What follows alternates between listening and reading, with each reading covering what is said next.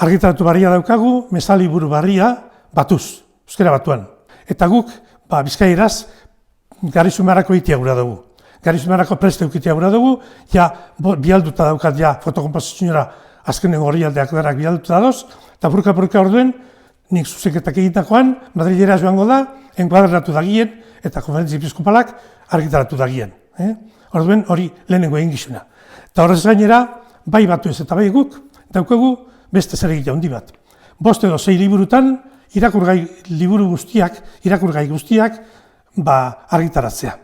5 edo 6 liburu izango dira, lehenengo egiten badabiz batuan eginda daukagu dara, Elizbarruti artean.